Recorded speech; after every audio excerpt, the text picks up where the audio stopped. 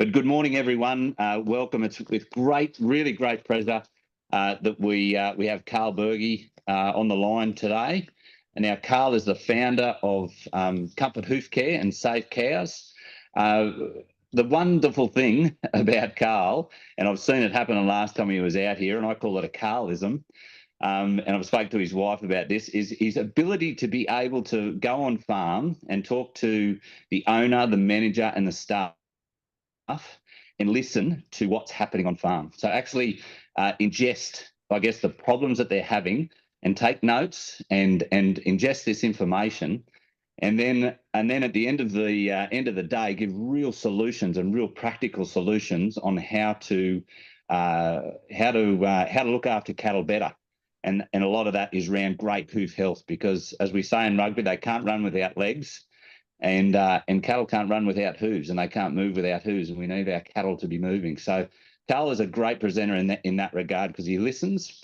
One thing that rattles around in my head often when I think of Carl is it's got to be easy. You know, if it's not easy, it won't happen. And something that we're trying to do with Carl's help with at Eagle Direct is make things easy, and hoof health being easy for you.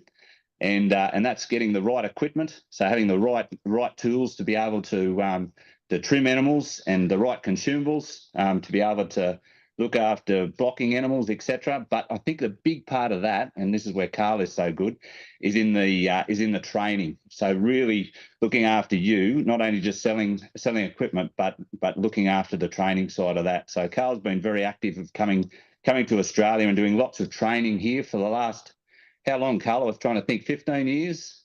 18 years. 18 years. 18 years coming to Australia. So Carl has sat there on many farms and listened to the problems that we face down here in the Southern Hemisphere, and that's why he's such a powerful resource for us. I've got Dean Fry sitting beside me here today, who's Dean's part of our Eagle Direct team. So welcome, Dean. Thanks, Mike. And I think, and even the people that we've got online here today, we've got some really smart people online, and I'm really looking forward to the question and answer after Carl finishes presenting. So obviously we've done a bit of, I guess, listen to what the market's doing and spoken to Carl about it, and especially that we're all talking about a hot summer, but Carl's just talking about trimming hooves out there today and having a couple of hot days. So they've just gone through some of the Northern Hemisphere summer, and we're coming into it in the Southern Hemisphere. So Carl's been through this summer. There's some great learnings, always learning and always adopting what we learn and how to make it really practical. So, I'd like to thank Carl for his time. And without any further ado, I'm going to throw it over to Carl. There is a question and answer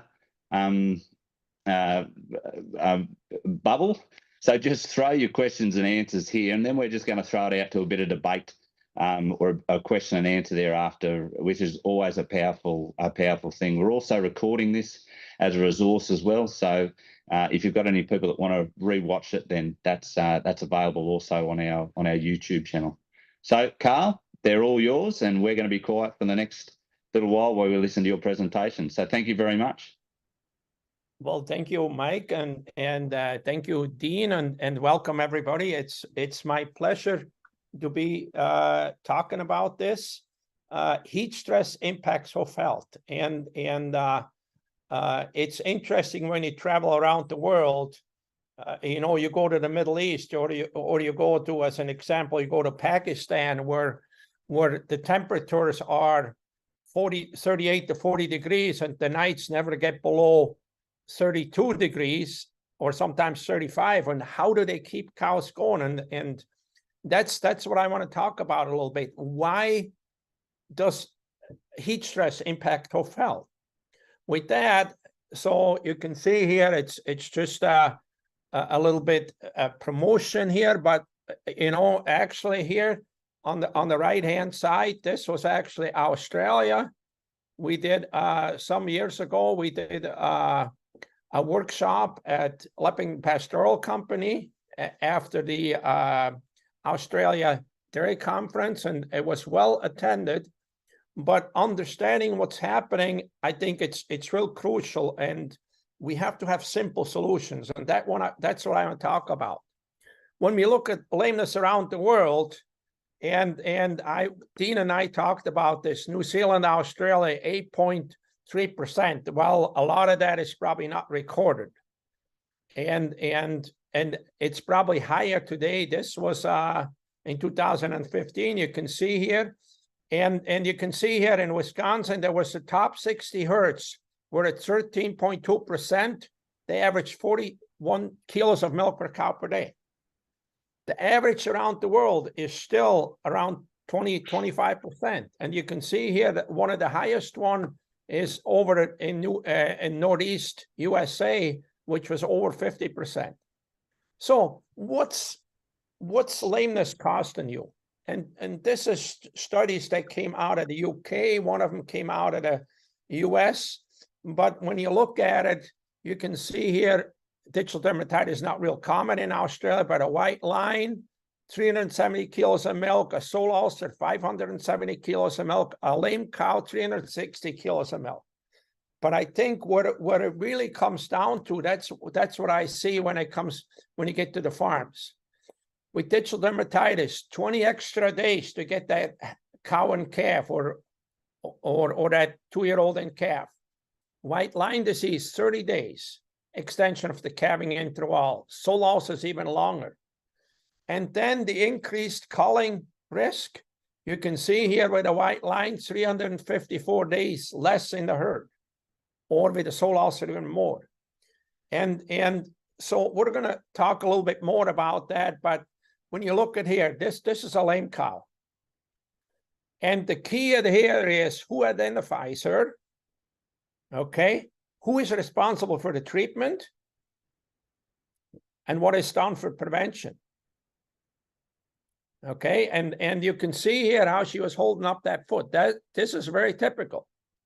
And in this case, this was actually a digital dermatitis lesion. But I think those are the things, the protocols we have to have on the farm. Who is responsible to identify her and who is responsible for the treatment? And we're going to talk more about the importance of that. So when we look at where cows get lame, sole ulcers in grazing situations, that's very, very uncommon. Okay, white lines, that's going to be on the grazing farms. That's going to be the majority of the lesions that I see when I'm in Australia working with grazing farms, or even over in the UK. Toe ulcer, anything in the toe here is a toe ulcer, and we'll come back to this. Digital dermatitis will be back there, and then foot rot in between. So when we look at sole ulcers, this is a good picture of a sole ulcer. And for me, that's the standing disease. Okay. And I remember being in Chile probably 7-8 years ago, and we visited 2 farms. The one farm, grazing farms. One of them had only white line lesions. The first farm, we went to the second farm. The first 3 cows, lame cows we looked at, all had sole ulcers. The reason was the farm was using a feed pad to feed the cattle some extra feed on the feed pad, and that's why the standing disease causes sole ulcers. And we got good research today is that when cows stand longer, sole ulcers go up. And there was actually some good research done by Dr. Jared Kramer. White line disease is the walking distance, perching in the stalls, like in the free stalls in the summer with the heat, and we'll see a picture after that. And then the other thing here would be stockmanship or cow handling, and that's a good one from my good friend Neil Chesterton down under. The cow handling, the cow movement is so important, especially in freestall facilities, but also in grazing facilities. And then here we got the toe ulcers. For me, that's a standing, a wear, or an inflammation disease, and we'll come back to that. And then we have digital dermatitis, hygiene, immunity, and foot rot is immunosuppression and abrasion. I'm not going to get more into that, but what we have to look at here is sole ulcers and white line lesion, white line disease, most prevalent claw lesions today. Okay. For me, what I do is I do see sole ulcers at lower levels in a lot of the herds at well-managed farms. where we do good functional trimming, we can prevent it. Where we have comfortable freestall and good heat abatement. Yeah, you know, on grazing farms, like I said, if they don't feed on the feed pad, if we don't feed a lot, then we don't see it there either. White line lesions are increasing in larger herds, and it's because cows are larger groups. They have to move further, so they're doing more repetitive motion by longer walking distances. And the other thing is, with the increase in herd size, sometimes the yard or the milking parlor area is not big enough for the group of cows, and so there's more pushing going on in that. We'll see a video later on. So what's the reason? What's happening? And here you can see here, we're going to watch this count a little bit, but what everybody needs to remember is 40 to 45 respiration rate is normal for the cow. Okay? When we look at it, heat stress is greater than 60. Danger zone is over 70. And you can see here, this cow, she is panting. And it's not going to be long before she stands up. And we'll look at that a little bit later. So these are other things that when I travel around the world, very, very common here, that in in certain areas, cows spend a lot of time along the headlocks because they have water there where they get cooled. Even though there is fans back here, they still spend time too much here. So it's ventilation is a huge important part how that's all set up. And we're going to talk about more. And I know the Eagle Direct team is very on top of what's happening with ventilation. And I must tell everybody that in the last 3-4 years, the information and the progress we made on ventilation and cooling cows, it's incredible. It's incredible. We'll see the results. So for me, this is a typical, this could be two things: heat stress or bad freestalls. But with heat stress, a lot of times the cows, when they're too hot, they stand half in, half out. What we see then in this case, we see a lot more white line lesions. The same thing here.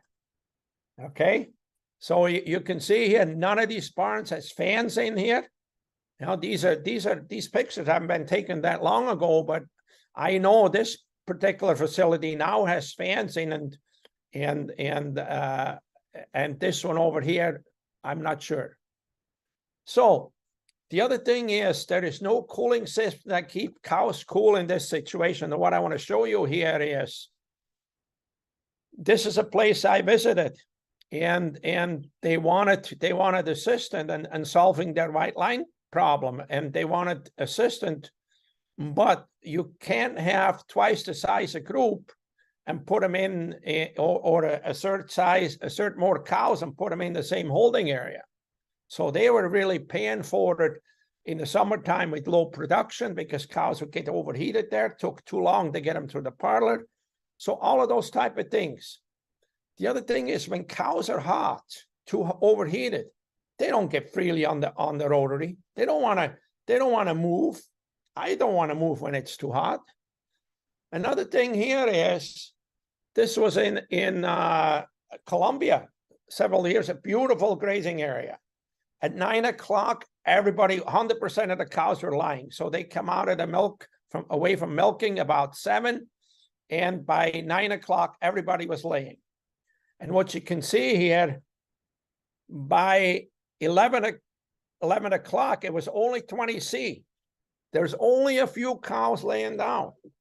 All the rest of them, some of them were grazing, but most of them are just standing there because I didn't go and check the respiration rate, but I would bet it was over 60, you know, and it was just 20C, but it was kind of humid. So to understand. And then the other thing here is just in August, 20th of August, I was in Switzerland, and you can see here a small farm with brown Swiss. It was 26 degrees, right at the time when I took this picture. And you can see here the low producers, they're kind of grazing, nibbling on the grass. But then I walked a few steps further, and all the 5 or 8 high producers of this 20 cow herd, they were standing in the shade, and you could tell the respiration rate was above 60. So they were searching shade, cool. They were searching that. So what I want everybody to understand is, on the left-hand side here, when we would take the hoof capsule off, the corium is what underneath it. The corium is what supports the cow, is what grows the horn. And there's 2 different pictures here. There is the healthy one on top, and then there is the inflamed one on the bottom. And what we have to understand is, I have a good example here using a thumb. When a cow stands, we restrict the circulation. And if she stands long enough, it equals inflammation. And so you can see here, if I put pressure on my thumb, okay, it gets wide on the bottom. That's actually what's happening with the cows as they stand for too long. When they stand too long, okay? And so what's happening is, eventually it causes inflammation. Inflammation results in poorer horn quality, maybe sometimes even accelerated horn growth, and so on. So what I want to go on is with this is the fundamental understanding of inflammation. Everybody needs to understand that swelling, pain, redness, and fever is normal when cows calve. It's needed to drive the birthing process. Part of the metabolic, and it's part of the metabolic adaptation to lactation. And that's from Barry Bradford at the TC conference in 21. So the other thing we know is, so it's normal to occur during calving, but the outcome from that is observed 6 to 8 weeks later in the claws. So if something goes wrong around calving time, so we get a double whammy. So we get a double whammy, and then day 60, day 70, we have lame cows in the mob. And I want to explain that a little bit better. So part of that is standing. We know that cows right before calving stand a little bit more, heifers even more. Like heifers stand up to, first calf heifers, the 2 days before calving stand up to 90 minutes more than an average cow, in the same from research. So what happens when we have inflammation? The inflammation and the sequence leading to claw horn resorption lesion. So the mechanical overload leads to pain, inflammation. So that's from calving, extended standing, too much wear, lack of hoof trimming, over trimming, a lot of those type of things. Pain may lead to tendinitis and compromised movement. So adjusting the cows or the animals will adjust the movement to compensate for the pain. And that damages the tissue even more. This is even worse if the claws are not functional. The cumulative damage is done to the internal organs. So to the bone development, the horn production tissue, and the vascular system. And what we see then is, and we have some good example, we see extra bone accumulation, so bone spurs or bone exarctosis. And when you can see here, this is a pretty normal pedal bone. So actually, if I criticize it, it has just a little bit extra bone back here, but the rest of it looks really, really normal. When we get to the next picture here, you can see here, this is out of a cow. So it modifies the bone inside. Generally, there's some bone loss that you can see. There's a lot of bone buildup, and that's from the inflammation. That's the interaction between the mechanical overload, aging neovascular formation, and pain management. So how they adjust to walk with the pain. So the next thing I want to show you is here, I've got some really nice pedal bones. And you can see here, this is the plantar surface, so the sole surface. And this is a 12-month-old animal. This is an 18-month-old animal. This is a 24-month-old animal. And what I could see right away is already on the 24 months old, you see a little bit of roughness of the plantar surface compared to the other ones. You also see a little more opening of the bone around the outside. Now, I can't tell you exactly where it came from. For sure, I knew where these came from, but I'm not quite sure. But when you go to the next one here, I know where this one came from. This came out of a second lactation cow that something went wrong, a calving, and she died on the farm, and I was able to collect the feet and then collect the bones. And you can see here, something happened here. There's a lot of bone buildup there, and you can see how much rougher that gets. So this all influences how the horn is produced afterwards. This influences the horn quality. And the thing about this is, when we do good trimming, when we do good prevention, when we do the things that we're going to talk about later, we see less of that. I've found pedal bones out of older cows that were almost normal. But we have to prevent disease, or we have to treat lameness quickly. Because if we delay the lameness treatment, again, she adjusts that movement.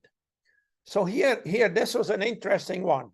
Farm I was at today, a couple of years ago, they brought me this heifer. It was 50 days fresh, and you can see she had hemorrhaging on the front left, rear left. This is not a good picture. On the rear right, she had pneumonia 3 days before calving, so she had inflammation from pneumonia. She's calved, so those things happen. But I can tell you she wasn't trimmed before, because at this farm where they race, they come off of dry lots. So we don't trim them unless they look like they need it. And sometimes we don't get to all of them. But you can see here, the damage on this animal is already done. Because we trimmed it at that point in time, she really never became lame. But I know there is already damage to that pedal bone underneath it. Okay? So the permanent damage with severe lesion is irreversible. So like here, we've got a really bad sole ulcer or a really bad white line. And probably because we didn't come to it right away. So we know that affects everything internally. It will grow a normal hoof wall again, but some of the other, the sole horn, or even in this case here, the white line horn might not be as strong. So the damage is done. The other thing is the damage is done to the pedal bone. So again, when we look on the left-hand side, on the healthy claw, okay, we have a convex dorsal wall. We have a healthy pedal bone. We have that healthy corium, the healthy lamina. And that convex wall is very normal for healthy claws. So when I see convex claws, which I saw a lot of them today, I don't have a lot of lameness. But then when I go to the concave dorsal wall, you can see here, this is not necessarily the pedal bone out of there, but that means there is internal damage there. And if we don't prevent it from the beginning, it will always be a problem again. So it's always going to come and visit us again, especially when we have stress periods. Okay. This is a really nice video. You can see both of them here. On the left is the normal one. On the right is the damaged one. Okay. A nice open joint here. Nice and everything the way it's supposed to look like. Here, we can see here extra bone formation. There's a big hump. Part of the pedal bone is actually missing in this one. So we'll go back one more time here. You can see it one more time. So this is part of the bone is missing here. The claw looks pretty normal, but the thing is the damage is done, and she's always going to be more susceptible to lameness again, or she's going to leave the farm early. So, and a lot of that, in my opinion, is caused by inflammation. So what can be done for prevention? Functional trimming to improve the anatomical function of the claws. So what we're doing today from a functional trimming end of it really gets us a long ways. And in grazing situation, I would say the best time to do it would be as they go dry, so they calve in, okay? For me, there's one anatomy, so only one set of rules for trimming. You know, even though there is a lot of different ways, when you go on YouTube, a lot of different ways feet are trimmed. There's only one anatomy. There's only one way it can be done. I've been an instructor for almost 25 years, since 1997. And I teach this around the world, and I know it works. It's that farm you saw in Switzerland, they don't even know what sole ulcers are anymore today. And years ago, they had big problems with sole ulcers. Dean Fry and myself are covering Australia and New Zealand, and Dean will actually do more in the future. I'll do as much as I can. And for me, all cows and heifers before calving must be assessed and trimmed if necessary. So for me, depending on the situation, 1 to 3 times per year, we need to assess them for the need for trimming. Depending on the farm setup, I work with some good freestyle barns with sand bedding. We seem like with the first and second lactation, we don't really have any problems doing them once a year. And sometimes just the back feed a second time. But as cows get older, like today, I was trimming several 6, 7, 8, 9 lactation cows, and some of those come to see me every 3 months, but it's fun when they're not lame, and before they used to be lame. For me, it's critical for the people that do the trimming, for the technicians, to follow the rules exactly, because that outcome is crucial. You know, there's too much over trimming done. So here, this is what it looks like. You know, what we want to do is we want to shift the load to the toe triangle, utilizing the foundation of the anatomy, because the anatomy, we don't have enough time to explain it, but the strongest part of the anatomy is in the toe triangle. So be right up here. And so shifting it up on our toes is one of the most critical parts. And then you can see here, we're gonna, the trim area, that's the way I measure, so I don't go too far back on the heel. And this is what we call modeling or dishing it out. And you can see we do very little dishing in the medial claw, but we'll do a lot more dishing on the lateral claw. And we know as for a fact that's what prevents the sole ulcer, especially when we can shift the weight into the toe. Now, in a grazing cow, we wouldn't do as extreme unless we're going to feed them on a feed pad for some time. So, okay. And here you can see on the right-hand side, you can see my colleague works with grazing cows in Colombia. And you can see here his nice trim. Again, he's just doing the toes.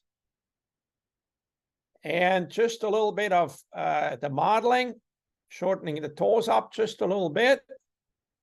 And you could see before the angle wasn't quite right. And he's going to show it here in just a bit, that checking back to see where the angle turned out to be. And you can see the angle is a nice 52 degrees. That's what that device measures.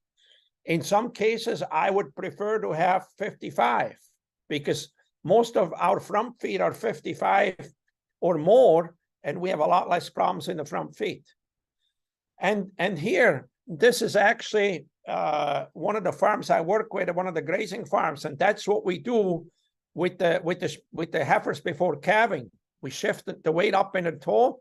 We just dish them out just a little bit. But the most important part is to take some off the toe, to stand them up. We want to stand them up because that's how they function better. And the other thing is, if we do it before calving, they're up on their toes when they start walking. And in this case, we can save more heel, and we can prevent a lot of white line lesions. And here, the same thing in a heifer raised in confinement. You can see here, knowing what to take off, knowing what to leave on. I didn't touch this toe, I didn't touch this toe because it was already right. But we dished the outside claw out, we dished the outside claw out. And that's all I'm going to do about trimming. So when we have heat stress, we have two types of lamenesses. The one is the immediate lesion. So you can see here, okay, a little black spot, a little black spot. So when we have hot weather, we have an increase in bacterial growth.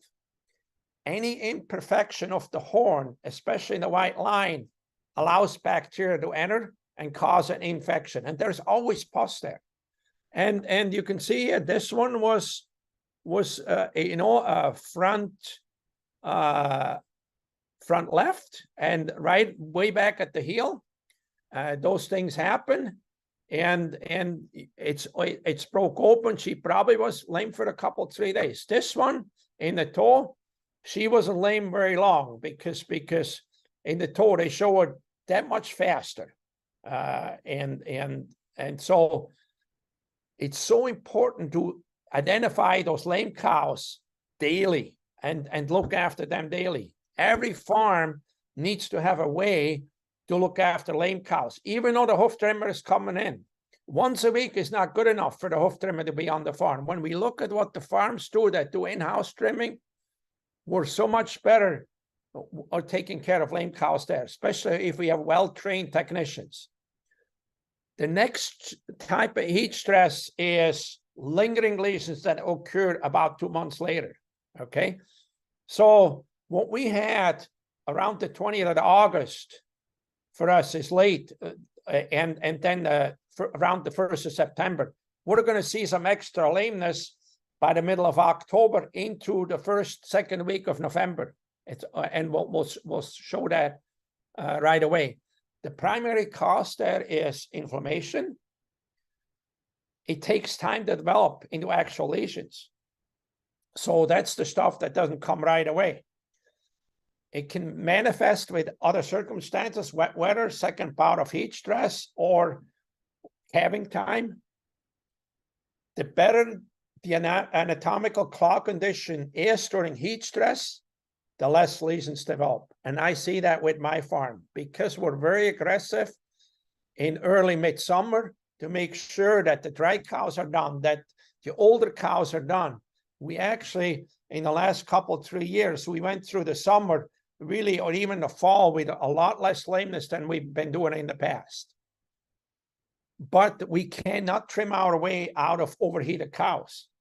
And that's the important thing. And this is a really good slide. You can see here from 2002, Nigel Cook, this was on one of the farms. The black line is temperature humidity index, and the blue line is hoof lesions. And you can see here that there's a 2 months lag time every year, a 2 months lag time between the peak of the lesions and between the highest temperature and then the lesions when they occur.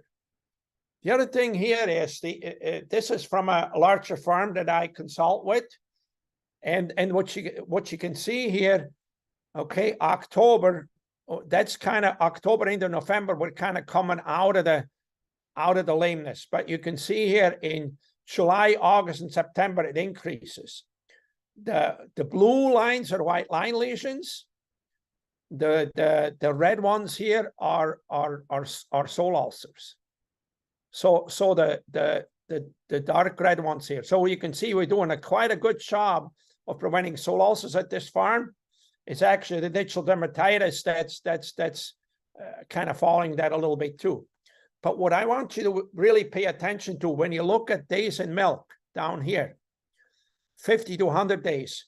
So a lot of the digital dermatitis is diagnosed at mid-lactation trim, and also a few sole ulcers and some white lines. But what really bothers me here is all these lame cows, all these white line lesions in the first 100 days. Production is right down the tube when those things happen. And I remember, you know, what we did is we actually implemented something different here. We said, okay, let's check the older cows, and a lot of these, when we went back, were third, fourth, fifth lactation cows. So we're actually giving them a special checkup. This was another study, some 4,000 cows up in northern Japan, all with dairy count brackets. And what you can see here, the gray line is the temperature. The red line and the low temperature, the orange line is the high temperature over 2 years. Look at what happens here. September, October, soil ulcers are high. Next year, they weren't quite as high.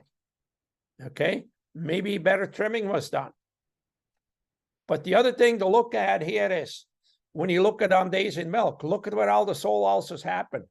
Already, soil ulcers happen in the first 30 days after calving. Now, I know in this particular area, a lot of times, because the hoof trimmers travel long distances, they trim all the cows 2 times or 3 times a year.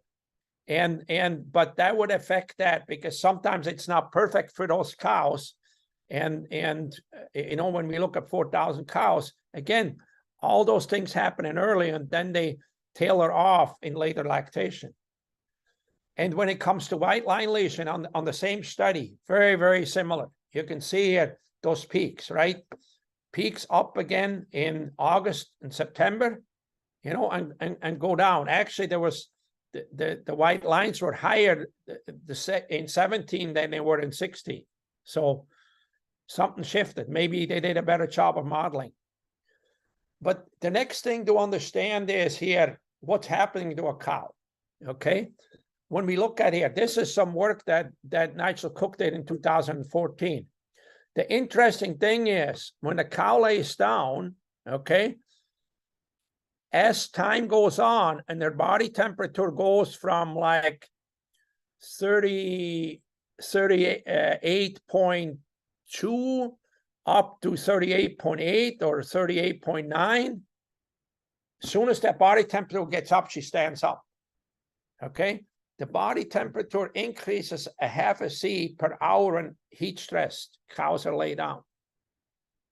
The other thing to understand is maybe in Australia, because it's warmer, maybe it's not 38.8, maybe it's more like 39.3. It's I notice myself when I travel to warmer climates, cows have a little higher threshold when it comes to heat. They can deal with it.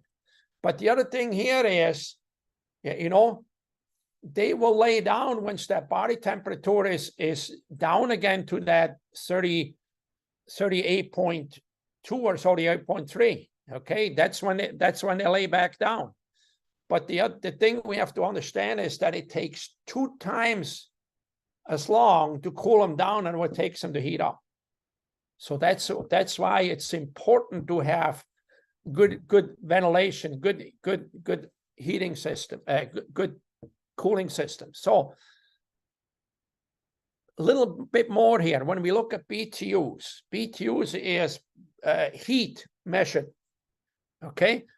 We as a resting human, we produce about 200 BTU. A cow producing 27 kilos of milk produces about 2,500 BTUs. 36 kilo, about 4,250.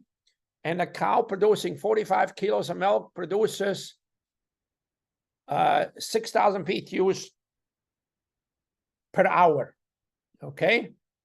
So when you compare that, and you can use a hairdryer. A hairdryer on low is like a low-producing cow. A hairdryer on high is a high-producing cow. And what I want everybody to remember is when you bring those high-producing cows in the yard for milking, or when you walk out in the barn and it's a group of high-producing cows, there is more heat present because they're producing more heat, okay? So this study that was done by Nigel Cook in 2006 on one of my farms was quite interesting. So session 1, so that goes from coolest to hottest. And we did this 4 months in a row, the same group of cows. And you can see here, we measured laying down time, we measured total time standing, we measured feeding time, milking time, okay? And the interesting thing to see is that, you know, with the hottest time, with the hottest session, there was 3 hours less laying down time, over 3 hours less laying down time, so more standing, not more feeding. When you look at the feeding, wasn't really, feeding is right in the ballpark, just standing around and not doing anything. And when they're standing, you know, we got good records on this. The lame cows showed up. This was in September. A lame cow showed up in early November, early to mid-November. Quite an interesting study, and that got us thinking. That got everybody thinking more about what we need to do. So for me, standing in the milking centers is always overheating the cows. No, you can see here, no shade. This actually has shade, but the cows were crowded in there. There was no air movement. Okay, this was a grazing facility. All of these were grazing facilities, you know, and what we have to think about is shade is probably number 1. And then air is probably number 2. And I think Dean and Mike can maybe even talk a little more about it. But sometimes, in some cases, when we kind of trying to wet the cows a little bit, it actually makes them hotter, because if we don't soak them right to the core of the body, it actually keeps the heat in. And that's something to understand. The other thing here is when you look at grazing cows' time budgets, okay? So the thing here is they spend less time laying down, okay? About 8 hours, 9 hours are laying down, and that's from Cook in 2006. I think that probably came out of the UK. But the other thing is we need to think about what time do we do the milking? The hottest time of the day. Cows are crowded in the yard, no shade, no cooling. Cows move back to the pasture overheated. First of all, an overheated cow is not going to lay down. She's also not going to eat. So that's why we see sometimes lameness happening 2 months later. And it's the same thing in the confinement facilities, okay? You know, years ago, we said, well, 3 hours milking time is okay. I don't think it is. I think not with high-producing cows. 3 hours in the yard is too long per day on 3 times a day milking. And I got a good example from a farm that I work with. So I would say less than 2.5 hours is much better with high-producing cows per day, okay? So what keeps cows from overheating? Shade, airflow, wind speed, less time in the yard. So smaller mobs, water, you know, exit shower, less crowding, give them space. So in the Middle East, cows spend less than 2.5 hours away from the pen, and that's on 4 times a day milking. It's fun. This farm here is doing 46 liters per cow on 20,000 cows. It's fun to go to this place because everything is taken care of. You know, lameness is at less than 5%. And I've been there and there's 50 C during the day, you know, but they do everything just to make sure the group size is matched to the size of the parlor. So there is 2 turns in the parlor, or in 20 minutes, they're in and out of the holding pen. And what can we do for prevention? So wind speed in the resting place in a freestall barn. You can see here, Nigel Cook's work, wind speed in the resting place, 1.6 to 1.7 meters a second. You know, on the really hot, during peak heat, maybe up to 2.4 meters per second. And that air needs to be about 50 centimeters above the lying surface. And the other thing we also need to have is we need to have air exchanges. Okay, we need to get rid of some of this hot air. We can't just suck that hot air onto the cows. And we'll talk more about that. So you can see here, this particular barn, in the last 4 years. Okay, you know, it's on the left here, we got a tunnel system. On the here, we've got a cross vent system. Both of these systems work exceptionally well. This is actually a hybrid system on the side. You can see the fans coming in on the side here, on both sides. I can tell you is that each one of those herd does over 42 liters. This one here is probably at 45, 46. This one is at 44. And they're not going down in the summertime, because when they built their facilities, when they expanded, they made the right decisions to make sure that the cows would be comfortable. When I took this picture, this was 32 degrees Celsius. That was last summer. So, and again here, the Eagle Direct team can help us. And here you can see in cooler climates, the threshold, the heat threshold is probably comes on earlier. So if you go more northern hemisphere. So outside of Yes. what we've just discussed, as far as the scope of your role is concerned, what else have you been involved in with that? What else are you involved in? So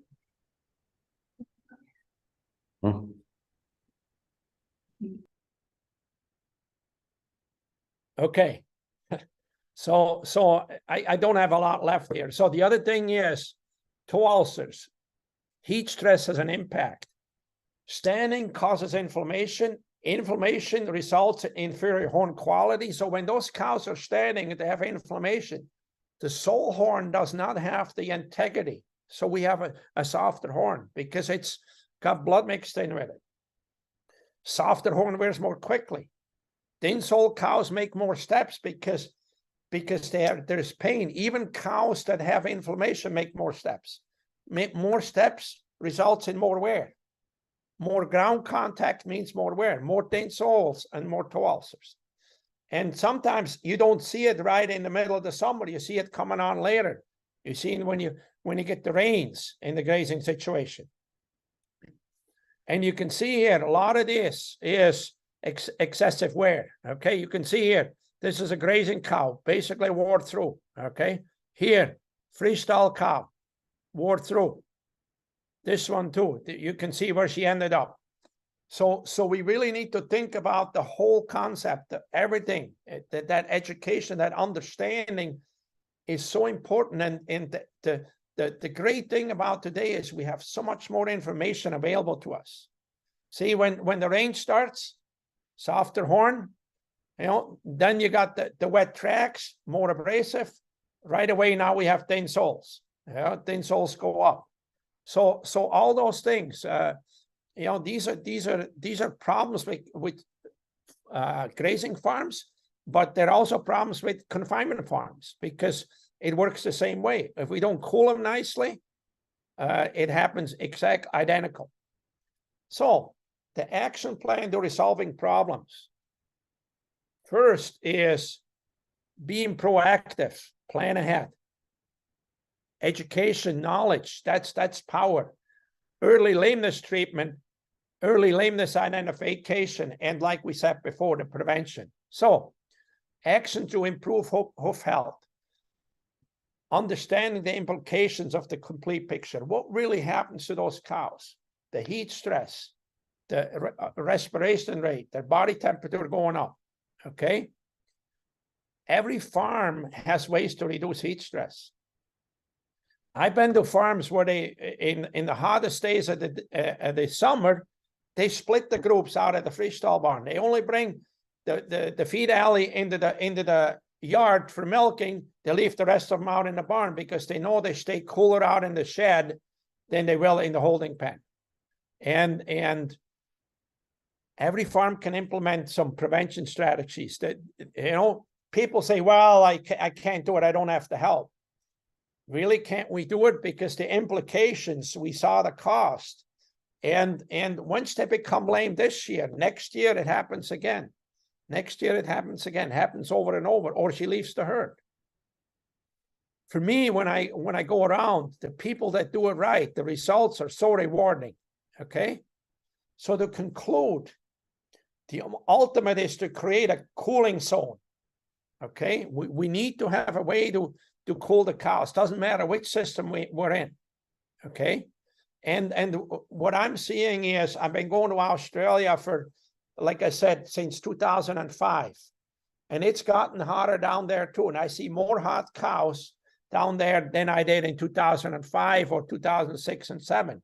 That's when you were in the drought. You had very little problems. There was very little lameness issues there at that time.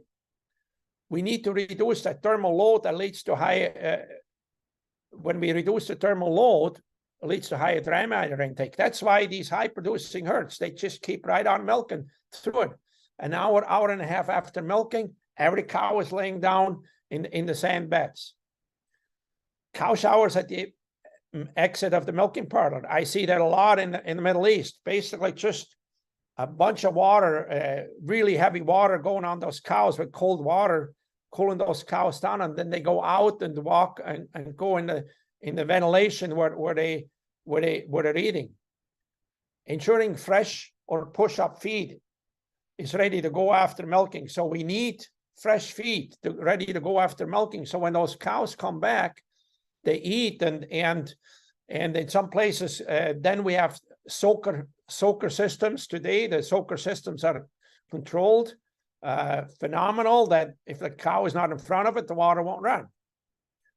And we need to make sure they have increased access to fresh and clean water. So a lot of places I see excess water during the hot times, so excess water troughs, part of exit, or sometimes even in the traffic lanes to back to the sheds. Okay. Ultimately, anytime we can increase laying times, as shown in the data, lameness goes down, production goes up, and that's why those high-producing herds do so well. Big groups or large pens are sometimes not suitable during that hot weather. I got one of my clients that has these problems. Long holding vent time does not work. Overcrowding creates too much heat. Inflammation is not a problem when cows can lay down 12 plus hours a day. And that's what we saw. That's what we see is when we have 12 plus hours of laying down time in that cross-vent barn, and the hottest day last year, 12 and a half hours of laying down time. Those cows never went under 44 liters a day. Standing lame cows will not recover. So if the cow is lame and she stands around, she's not going to recover because there's not good circulation. Even though we got a block on her, the circulation is still not as good than if she was laying down or if she was moving. So the management must fine-tune the ambient temperature. So we must fine-tune that. And here, just a couple of KPIs. First, less than 4% of lesions in the first 60 days in milk. Actually, if we can get that to 2%, that's even better. Lactation 1, we shouldn't have less than 5%. All cows are one lesion per year, less than 10%. And we're achieving that on a lot of farms today. So it can be done. It takes work. It takes planning. It takes an action plan. It takes teamwork, okay? When prevention succeeds, here we're at 5. This is the farm where I said they had 12 and a half hours of laying down time on the hottest day of the year. Nigel Cook, 2 years in a row. And this farm, 720 milking cows, is selling 1 million liters of milk every month. And it's fun to be associated with a group like this, because we helped plan the barn when they expanded between Nigel Cook and myself. You can see the flooring. We've got good flooring in here. So our white line lesions are really non-existent, except those bad horn lesions that come from running. As you can see here in this barn, okay? When these cows come out, they do a little bit too much running because of the good traction on the floor, and that results in some extra white line lesions on this particular farm. You can see here, this is normal, how they go to milking. And maybe it wasn't a hot, super hot day. They move a little slower when it's super hot. But This is pretty normal, okay? So we know we can build facilities that cows can do real well in, okay? We know what happens here when you see here, okay, when these cows have to wait too long, the other cows weren't even all milked, and we're still already putting the cows in the holding pen. So if this is a hot day, we're actually we're already cooking these cows before they even get milked, you know? And those time budgets are so critical, because the first cows, they'll be on that rotary very quickly. And we just have to plan. We have to observe cows, and we have to look after that. At the end here, animal welfare affects everybody's bottom line. And that was Nigel Cook's comment or headline on the 2016 Safe Cow Symposium. Lameness is an animal welfare issue. Where will the milk buyer draw the line regarding lameness? And I think higher scrutiny, there's more dairy farm audits. We are all responsible for doing this, okay? So with that kind of closes it up. And you can see here, it's nice to always see cows laying down. And you know, even in the hottest situation here, these cows will lay down because they have the airspeed over the stalls. So with that, thank you everybody for listening. And I'm certainly we're going to take some questions. Thanks. Thanks very much, Carl. It's awesome to have your expertise and even just your ability to further our industry in terms of understanding lameness. So you've been doing this for so long and so passionate about it. It's fantastic to see you push the likes of the researchers and us in the field to want to do better. Couple of points in there to localise it a bit more for us, Carl, I guess, and some really key latest development sort of information about research on this. But the dry period. So in Australia, we've got milk factories that are now really wanting milk supply year round, as opposed to what's still going on in New Zealand, which is a very seasonal production, very spring calving dominated. So a lot of winter, spring cows that aren't going through a heat stress period and dry period. But in Australia, we've got quite a lot of cows going through that heat stress period in dry cow period, and we know the work from Professor Jeff Dahl with what regards to happening to heat stress in dry cows. But that dry period, Carl, is so imperative for that horn that is being developed for that fresh cow. And like you say, the information we've got there, 2 months after calving, globally, we are seeing, lameness concerns, and that is occurring because of our dry period management. And it's a huge opportunity for us to actually manage that dry period a lot better. So that's a pretty important one. The opportunity, like we've got Tom Chamberlain from the UK. He's currently doing some really interesting research on heat stress in grazing and house cattle, and even just things like having shade, just the response of 10 degrees difference and that stopping of that loading of that temperature. One thing that we have and we understand in some research is, it only takes that 15 minutes in a holding yard with these cows. And like you say, with the weather the way it is, but our cows' production, globally, our milk production is going up. So those cows are putting out more BTUs. We're now making a hotter cow within a holding yard. Is 15 minutes is all it takes to raise that body temperature by 1 to 2 degrees. And we're seeing in these environments that is now it can take anywhere up to 8 hours to dissipate that heat, because sometimes we're not losing that heat overnight. So it's a major thing that's leading to all these reasons why we're looking at hoof health, but overall health of these animals. Well, and another thing to mention, Dean, is I remember working for a farm, and they didn't really have a good, they had a beautiful freestall set up for the milk cows, but not a place for the dry cows in the sheds. Yeah. And what we could see is after a while, always about 45 to 90 days, a lot of lameness, and especially the older cows. And what we actually did is we implemented a checkup on those cows at between 30 and 45 days into lactation, just to check up the back feet, because all the lameness was in the back feet. And it was mostly third lactation and over. That farm went up about 3.5 or 4 liters of milk. And basically there's still a little bit of lameness, but it's not like it was before. I mean, I would say it was reduced by 80%, 85%. It's just amazing and it's just because they didn't have the perfect, they had a close-up, as close-ups they were in the sheds, but the dry cows were out in the paddock, you know, and not good cow cooling, especially in the summertime. No. It really affected those cows. So there is ways that can done, and they would never go back and not doing that again.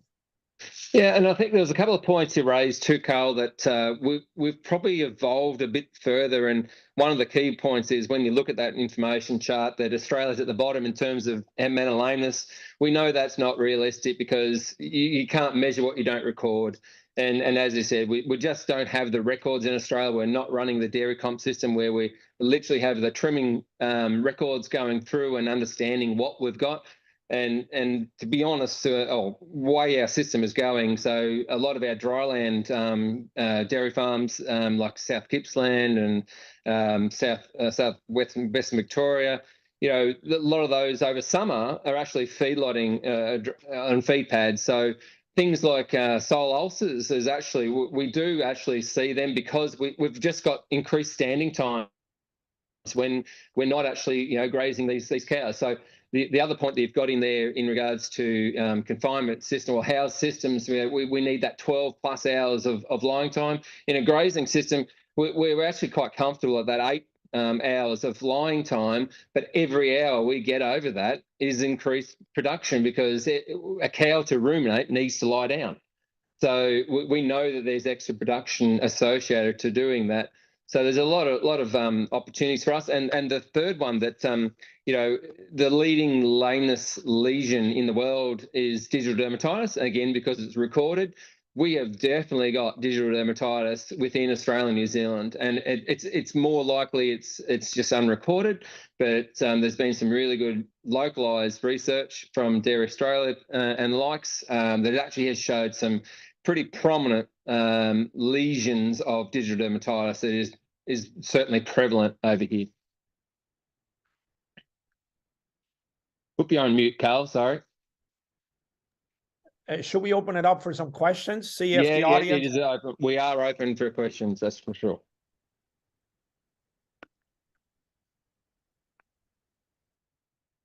But there's nothing sort of popping through, so... but no, that's fantastic overview, Carl. It's yeah, as we get further along these production lines and cows continue to escalate in production, which is what we're all trying to achieve, is an efficient cow, which comes with efficiency is basically increased production. So increased production, increased heat loads, all has impacts. And you know, I guess I've been in this field now for 30 years, and I remember in the early 90s when I first started, or the late 80s, nobody, we didn't know what was happening, and we didn't know what was happening until probably Nigel Cook started doing some of the work here at Wisconsin, and that really opened up our eyes. And I mean, we did several trials that were never published, but because we had data we could look at, but it was just interesting to see the dynamics, what would happen.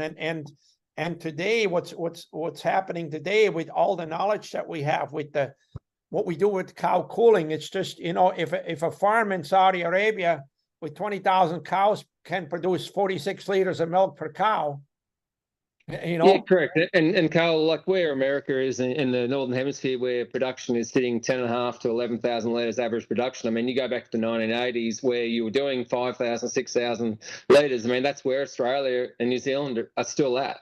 And that's where we're now evolving to, sort of following where your system's gone and the production. We're all running the same genetics that's all happening. So we've actually had one question come in from a client of ours in Southern Riverina, just in regard. Can you go over the physical maintenance trimming program again, Carl, and what we're trying to achieve out of that? Okay, so you know, basically, let's see here. We'll go here. I'll do a new share here. And even with that, Carl, it's been fascinating, and you've been in this game for such a time. The evolution of what trimming program and protocols and where we're going, and the less is more. Like you know, we're not trimming the whole hoof and taking everything off, and it's little as possible now. So where it comes from is you know, we're understanding so much more. I believe I know I understand a lot more about the anatomy, about the claw function, just because of all the learning and all the work that's come out in the last I would say 5 to 8 years, 5 to 10 years, you know. And one of the things here is when you look at it, getting that weight into the toe, and from the anatomy, what we have to understand is the toe has the strongest connection suspension inside of the claw capsule, because we have a hoof wall on both sides. So important thing, can you see? I don't go in between the toes. My colleague here is not going in between the toes with the grinder, because that inside wall right here, that's a really important wall. That's a pillar.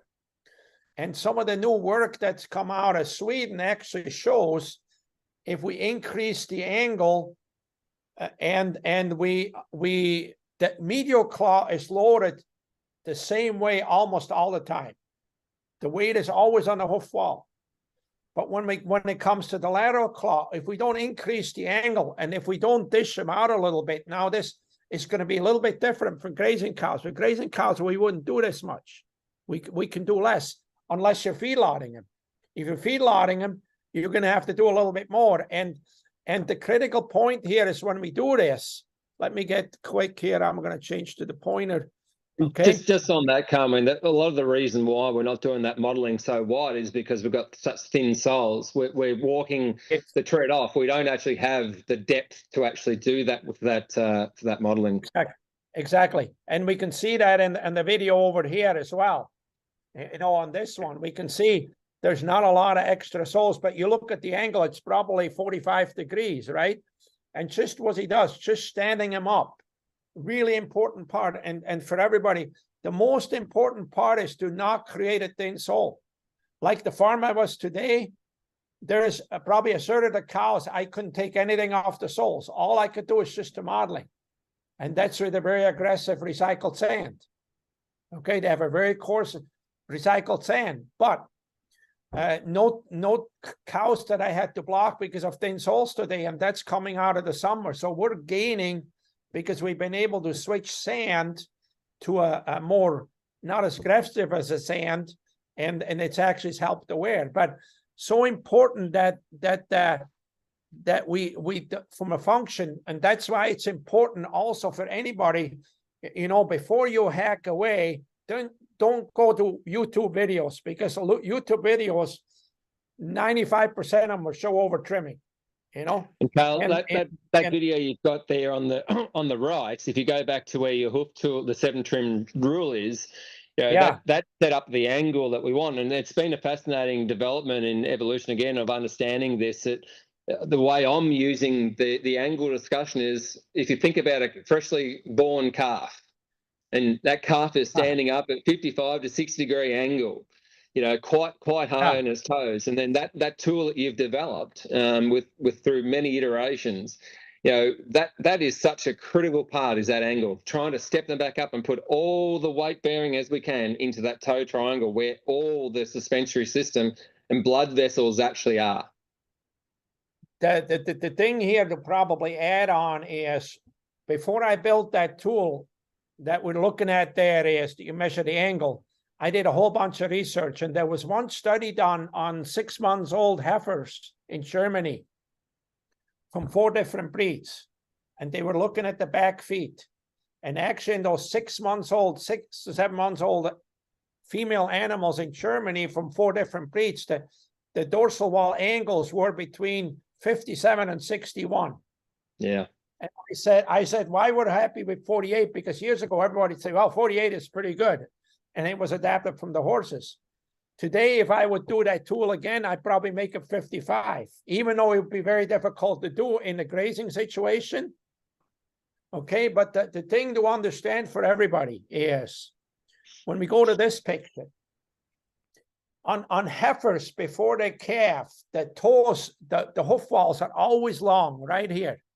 Right here, they're always long, okay? If we can knock, you can see here, on this one, this is at a farm where I actually did a study on it, and before trimming, the angles were between 42 and 45. After trimming, by only taking not even halfway back into the heel, all the angles were over 52 when we measured them again with this study. It's quite incredible, Carl, and you and I both know Professor Christoph Muehling and the research he's sort of done in regards to the hoof health space. And I remember a time in the US that I was with him, and we're actually doing some pressure plate testing with cadaver feet, and just the slightest removal of horn and just how much change that actually does to the pressure and the loading to the areas that we actually want, which is out in that white line and then that toe triangle. It's fascinating of where we're actually trying to take this to. So basically, what we want to do is we want to get the weight onto the hoof wall, which starts right here, and then goes about a third of the way back. Now you can see here on grazing cows, sometimes we don't have a hoof wall, okay, because it's from walking on the grass and on the dirt. And the research on the grazing cows actually come out a little bit different than on confinement. When we look at the next one, you can see here the ones in the raised in freestalls are completely flat across the toe triangles. Now we don't have that. It's a great point. It's a really good point there, Carl, too. Just that grazing side, because we've got Australia, New Zealand, and the UK and the likes, and Ireland and likes, and South Africa, is we end up doing a lot less on these grazing cows, just purely because we don't have the horn to play with. But everything we can do to get them into that toe triangle and change that angle is massive. So that's been a great differentiation between the house system and where a lot of the information comes from is that house system. So, and for all of you to remember is for me, the reason I have really good angles everywhere, because every heifer is checked, just like at this particular farm here. Every heifer is checked before calving. And here you can see here, I only took off the inside claw. Stand them up. That inside claw is a little bit longer. Stand them up before calving, and they have a good angle for the rest of their life. But if I let them go to the end of the first lactation, I've already lost the angle. The pedal bone already changed inside, and we can never get them to the point where they are anymore afterwards. So that prevention, it's kind of like, greasing that haybine or greasing the chopper before you go to the field with these heifers. I would do it, if I could have my choice, I would do it 4 to 6 weeks before, or 8 weeks before calving, So if we get them a little bit thin, they don't have to walk the tracks the next day. I would never do them close to calving, but, especially when they come in the close-ups. And for everybody to understand, every farm will be a little bit different, okay?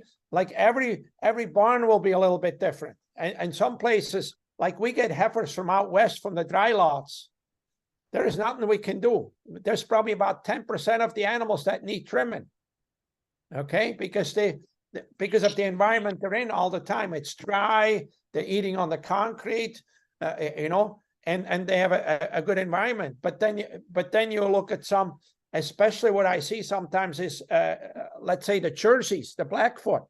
It's a little harder. We know it's a little bit harder. There's more longer-toed heifers on the Jersey breed, and than there is in the Holsteins, and so that's something to keep in mind as well. No, that's excellent, Carl. I think we've covered a lot of ground there today, and really appreciate your time. And thanks to everyone for joining in, and those that will look at this on replay. But yeah, again, really appreciate your time, Carl. I think we'll wrap it up. Any further questions, please come back to us. We're certainly happy to help and provide these resources in the field. So, and that's part of my role in Australia, is to actually help deliver the comfort hoof care and the information that Carl and I discuss onto field. So please come back to us with any sort of questions. So again, thank you for your time, and we'll catch you next time when you're out in the country, Carl. Thank you. Thanks, Dean. And well, that won't be too long, will it? No. Excellent. Okay. Thanks, everybody. And again, thanks for listening.